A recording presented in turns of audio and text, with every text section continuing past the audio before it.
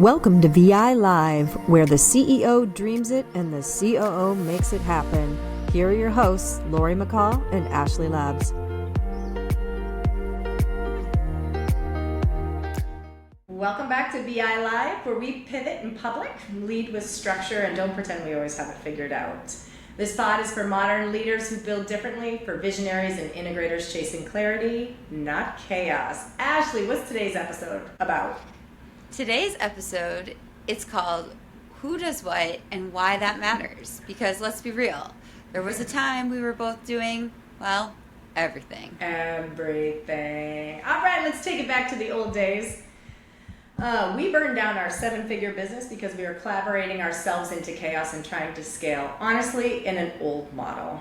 For those of you who are new to WHIM Innovation, we are a company that works with startups and highly scaling businesses who want to do more with less using automation and AI. Prior to that, we were doing innovation and digital transformation and trying to scale up into enterprise clients and really chasing an outdated model.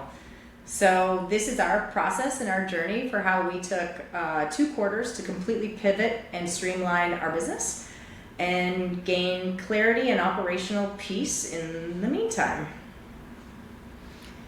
Absolutely. And learning point, the more talented your team, the more dangerous it is to leave roles vague. Yes. So we had a very strong takeaway with a noteworthy phrase coming from EOS, the operating system of our choice. Clarify, simplify to achieve your vision. And that has held true and been very important to our transformation from a business standpoint. Yeah, I love it. And as part of this episode of who does what and why that matters, let's get into the reboot or how we rebuilt it. Clearly it starts with aligning, and this is so true for all startups, when you've got CEO, COO, visionary, integrator, clarity in those roles, and then clarity across the other areas, functional areas of your team is so important. So the first thing we did was take a look at our accountability chart. And as Ashleigh mentioned, EOS was our operating system. It was not a fancy org chart, but it was really our transformation in accountability started with mapping from leadership down who owns outcomes. And then clarifying that as things changed in our pivot with the broader team. Yeah, absolutely. We started at the top with visionary and integrator seats, equivalent in our terminology for CEO, COO. And then we looked at our functions, and we have growth, delivery, and operations, and we broke down those functions and built sideways, not down. So we broke down the functions, leadership roles within those functions, and then the teams that needed to be there to support all of those. And the accountability chart isn't about the people in terms of who's in the seat. It's about the function and the roles that are needed to support the organization and building that first, and then determining who is the person to go into that seat and having the right people in the right seats to make the organization run. So that is definitely how we operated in terms of figuring out our accountability chart to get us to the structure that we needed. Yeah, and what I like about this, because from the outside, if you're in more structured, larger organizations, this sounds like normal, accountability mapping. But in startups, when you're moving so quickly, you can have people moving in the accountability chart month by month, and you can find that we had people in the wrong seats. And what I loved is we also did the Kobe analysis. We went through a deep analysis of the strengths, the natural strengths of our team, and then mapped it to the accountability chart, and then made changes as we needed to. So, and one of the interesting things that we did is also switch our roles. Where I had historically kind of owned the technical delivery, and you had historically been the marketing genius, we both stepped back and flipped those roles and have had a lot of success as a result. So The key takeaway, which I love, and it comes down to like KPIs and to-dos and everything else. If two people own it, nobody owns it. It's got to be one person responsible for the outcomes. And as your accountability chart, or as your team is moving, you're growing, you're scaling, you're pivoting, staying on top of those changes and communicating it to a whole and making sure everything is mapped out appropriately and you got the right butts in the right seats. Mm-hmm. Absolutely. Absolutely. So I might be stealing the thunder for the results, but Ashleigh, I mean, so far we're 2 quarters into a pretty significant pivot. We've got a proof of concept for our first big pilot running.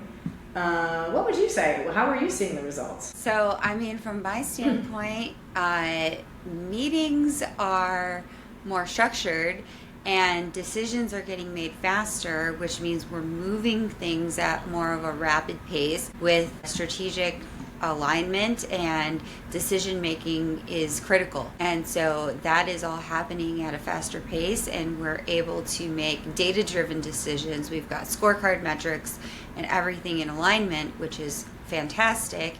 Projects are moving at a level because we've got rocks in place that they weren't before. There's a lot of less wondering about who's doing what and the follow-up and how all of these things are happening, because we've got to-dos being tracked. We know on a weekly basis in our level 10 meeting what's going on. So everything is just very clear. Again, that word clarity. So everything is just outlined where it needs to be, and it's going in the direction we need it to. I love it. And since we are an automation AI company, what I love is that we've built all of those scorecards, metrics, and everything into our Monday.com platform. So we are able to manage and see and have visibility into how we are actually doing and measuring those things. Mm-hmm. So that has been also pretty cool. And even between you and me, I can see like the creative energy has changed. We're not stepping over each other. We're not constantly checking in. You own delivery, I own growth, I own the vision, you own the integration. It's so clear, and we've started to actually get really, really significant traction in our pivot. So if I can leave a takeaway for everyone, structure isn't control, it is freedom. So, all right, so if we wrap this up, Ashleigh, how are we going to wrap this up for everybody? Yeah, so if you haven't drawn out your accountability chart, start with the functions, not the people. Assign one person per seat, not 2, not 3, 1. Gotta have accountability. 1. That is the critical piece. And then if you've got a founder duo, Lori, what's the key here? Decide who is the visionary and who is the integrator. Everything flows from that. So who's the big vision person, and then who do you collaborate with to actually get those visions prioritized, built into quarterly goals, rocks, tested, and then rolled out. Yeah, love it. Yeah. I love it. So follow, share, or tag your business partner if you're the visionary or the integrator. Drop a comment below of how you figured it out, and we'll see you on the next episode of BI Live.